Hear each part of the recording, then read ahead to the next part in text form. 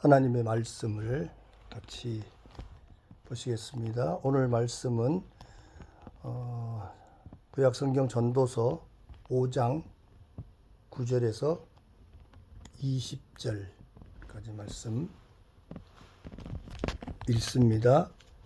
함께 보겠습니다. 땅의 이익은 무사람을 위하여 있나니 왕도 밭의 소산을 받느니라. 은을 사랑하는 자는 은으로 만족함이 없고 풍부를 사랑하는 자는 소득으로 만족함이 없나니 이것도 헛되도다. 재산이 더하면 먹는 자도 더하나니 그 소유주가 눈으로 보는 외에 무엇이 유익하랴. 노동자는 먹는 것이 많든지 적든지 잠을 달게 자거니와 부자는 배부름으로 자지 못하느니라. 내가 해 아래서 큰 폐단되는 것을 보았나니 곧 소유주가 재물을 자기에게 해되도록 지키는 것이라.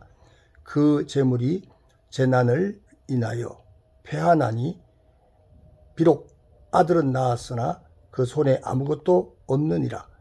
저가 모태에서 벌거벗고 나왔은즉 그 나온 대로 돌아가고 수고하여 얻은 것을 아무것도 손에 가지고 가지 못하리니 이것도 패단이라. 어떻게 왔든지 그대로 가리니 바람을 잡으려는 수고가 저에게 무엇이 유익하랴. 일평생을 어두운 데서 먹으며 번뇌와 병과 분노가 저에게 있느니라.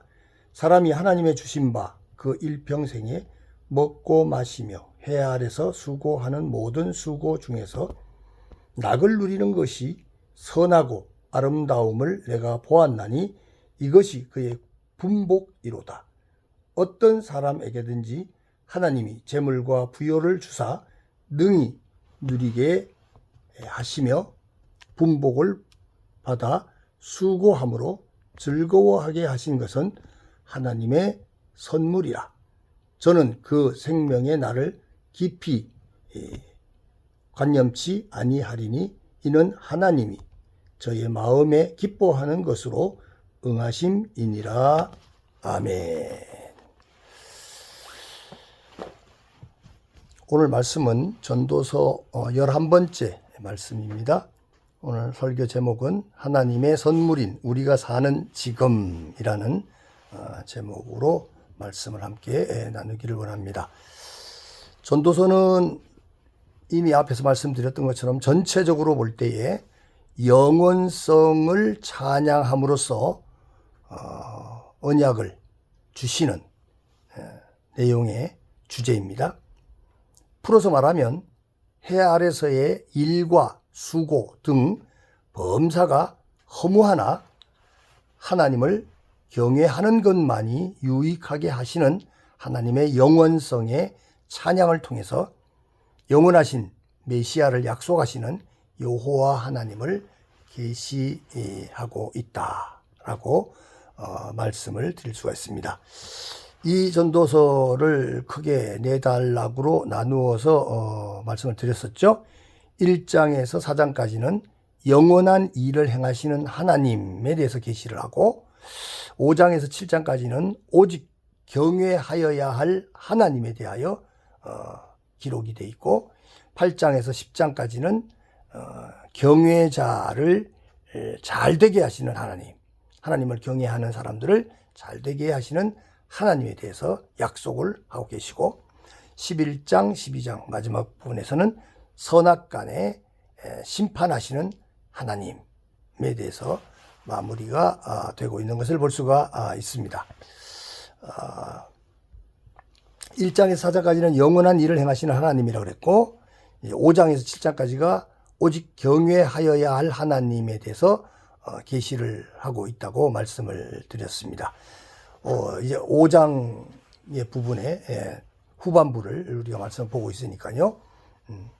오직 경외하여야 할 하나님으로부터 주어진 재물은 다 헛된 순간적인 것이기에 영원하신 하나님만이 오직 경외하여야 할 하나님인 이시라는 것을 확신시키면서 찬양하고 있는 그런 내용입니다.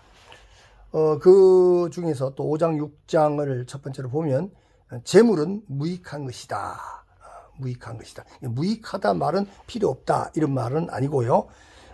무익하다라는 말은 시간이 지나가면 아무런 가치가 없다라는 것이죠. 시간 지나가면 손에 잡히는 것이 없다는 것입니다. 그래서 1절에서 7절까지는 제사 드림보다 하나님 말씀을 듣고 경외할 것을 말씀하셨고 8절 9절에서는 빈민이 학대를 받으나 땅의 이익은 무사람을 위한 것이다.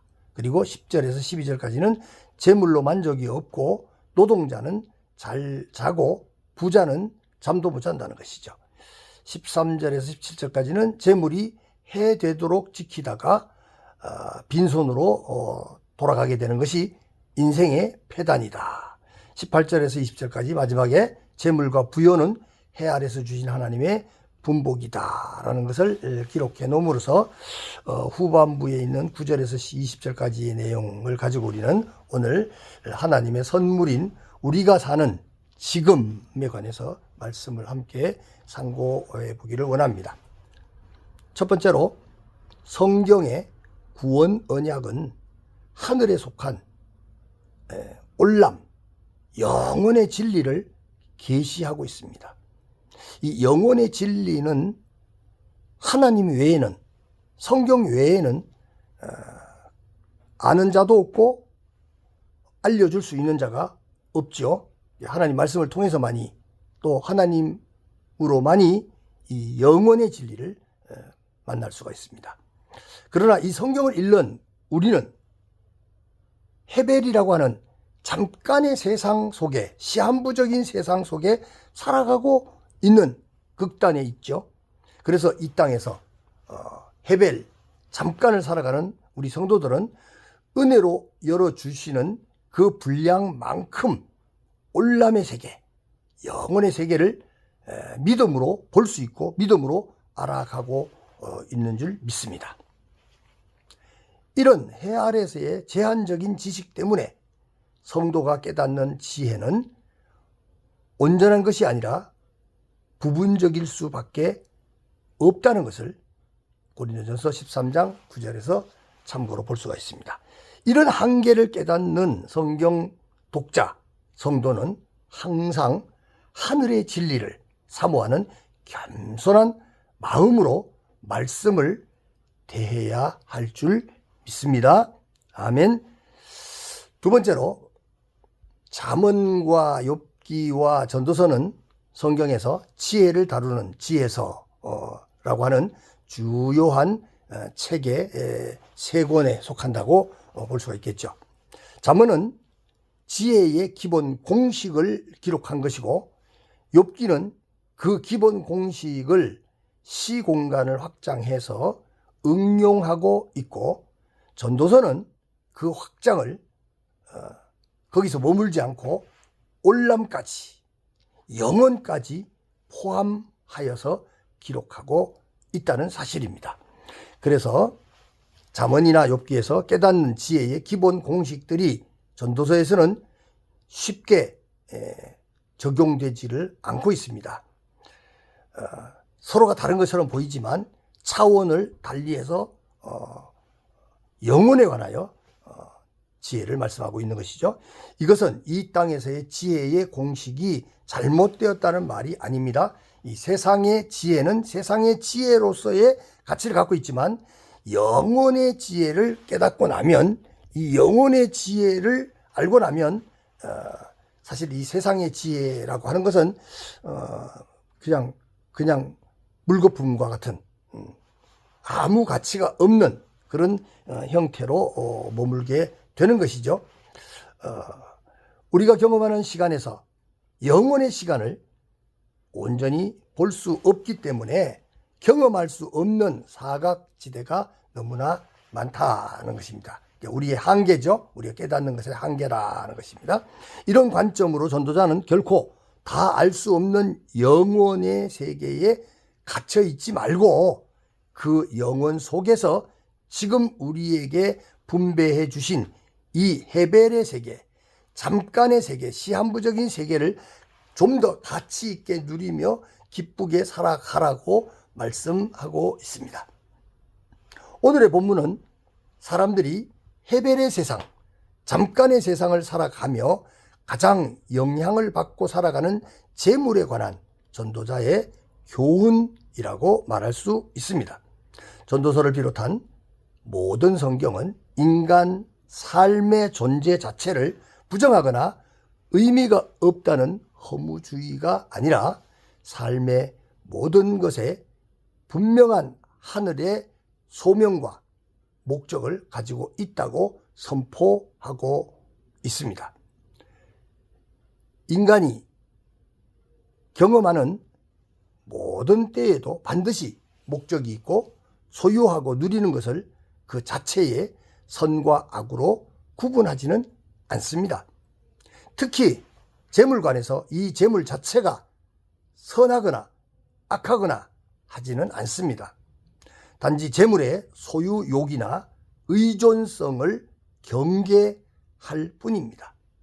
오히려 지혜의 기본 공식에서는 의와 지혜의 결과로서 부를 인정하고 있다는 것을 잠언 3장 15절 16절이나 8장 17절 18절 잠언에서 기록을 했죠. 그러나 전도자는 모든 지혜의 최고봉인 왕이나 일반인이 누리는 재물의 크기가 큰 차이가 없고 모두에게 사실 헤벨이라는 것입니다. 잠깐이라는 것이죠. 9절에 기록하고 있는 것처럼 잠깐이 불가하다. 아무리 많은 재물이든 적은 재물이든 높은 지위에 있는 왕이든 아주 하찮은 일반인이든 모두에게 잠깐 지나가면 똑같아진다는 것입니다. 그리고 이 재물의 풍요가 사람들에게 참 만족을 줄 수가 없으며 오히려 이 재물의 부요함이 자신을 더 복잡하게 하며 단잠도 이룰 수 없게 한다고 11절 12절에 기록하고 있는 것을 우리가 볼 수가 있죠. 지혜의 기본 공식 아래에서 누리는 재물의 증가와 풍요로움도 귀한 복이지만 전도자의 지혜는 성도들을 올람의 세계로, 영혼의 세계로 안내하고 인도하고 있습니다. 재물의 소유가 아무리 늘어난들 오히려 우리의 누림은 초라해질 수 있으며 걱정과 긴장은 늘어나고 참된 안식을 빼앗길 수 있다고 16절, 17절에서 기록하고 있죠. 또한 지혜의 기본 공식으로는 지혜자는 재물의 복을 받고 받은 그 재물의 복이 지켜진다고 했지만 오늘의 이 전도자는 재물을 가진 자가 때때로 해를 입기도 하고 결코 자기 손에 영원히 가지지 못한다고 13절에서 15절까지 기록을 하고 있습니다. 영혼에서 보면 그런 것이죠. 이것은 타 종교가 주장하는 무소유주의나 물질을 죄악시하라는 말이 결코 아닙니다. 성경은 배고픔이나 배부름 그리고 풍부와 궁핍에도 처할 줄 아는 비결을 배우라고 빌립보서 3장 12절에 바울이 권고하고 있었죠. 전도자는 인생 자체가 짧고 또 헛된 헤벨, 잠깐의 존재임을 바로 알아라 라고 하는 것입니다. 이 잠깐의 인생들이 반드시 통과해야 할 길을 죽음이라는 과정인데 이 죽음의 과정을 넘어가는 데는 자기 손에 아무것도 가져갈 것이 없다고 15절에 기록하고 있습니다.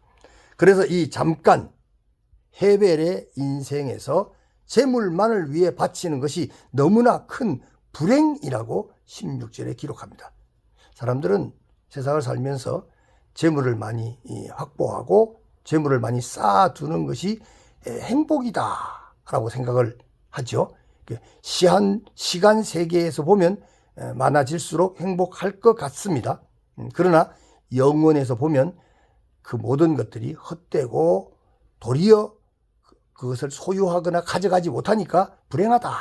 또 그것을 다 빼앗길 때도 있고 타버릴 때도 있고 다른 사람 손에 넘어갈 때도 있으니까 그 얼마나 불행한가라고 하는 것이죠. 이 불행이란 말은 13절에도 사용된 말인데 폐단이다라는 말이죠. 폐단이다. 병들어 고통스러운 악이라라는 말입니다. 이게 죄 가운데 있기 때문에 그것이 병든 것이고 고통스러운 것이고 그것은 곧 악이다. 폐단이다. 불행 곧 폐단이다. 그야말로 큰 불행, 끔찍한 악이라는 말입니다. 그런데도 헤벨의 인생들, 잠깐의 인생들, 시한분적인 인생들은 이 불행을 향해서 즐겁게 달려가고 있습니다. 참으로 안타까운 일이죠. 세 번째로 그러면 전도자의 이 선포는 무엇입니까? 제발 재물 소유욕으로 잠도 못 자고 어두운 곳에서 걱정하고 아파하지 말라고 7절에 지혜의 말씀을 주시는 거죠. 하나님께서 은혜로 주신 분깃을 기쁨으로 누리고 자신에게 주어진 것을 만족하고 하늘에서 명령받은 자신의 수고, 노동, 수고로 노동으로 먹고 살며 그 안에서 하나님의 선하심을 발견하고 기쁘게 살아가라고 18절, 19절에서 기록하고 있습니다. 하나님은 창조자로서 그분의 피조물에게 먹고 살 몫을 적절히 다 주신 줄 믿습니다. 이것은 하나님의 선물이기 때문입니다. 19절에서 하나님의 선물이라. 많다고 더 행복하고 적다고 불행한 게 아니고 많아도 불행하게 두려워하며 사는 사람이 있고 적어도 하나님이 주신 선물이라고 믿고 사는 사람은 그 작은 것을 만족하며 감사하며 기뻐하며 살 수가 있는 것이죠. 그래서 선물이라 라고 말하는 겁니다. 선물로 살아가는 사람은 선물을 주신 그분의 목적과 계획을 따라 살아가야만 진짜 행복한 것입니다. 우리의 생명은 우리의 손에 있지 않기 때문에 우리가 생각할 문제가 아니라고 20절에 기록하죠. 하나님께서는 이 헤벨의 인생, 잠깐의 인생들에게 하나님께서 주신 생명의 시간 동안 그 인생에 집중하며 기쁘게 살아가라고 20절에 기록하고 있습니다. 하나님의 선물로 하나님이 주신 영원한 생명을 가지고 생각하면 늘 거기에 집중하면 늘 기뻐할 수 있고 감사할 수 있고 기도할 수가 있는 것이죠. 전도자는 헤벨의 인생이니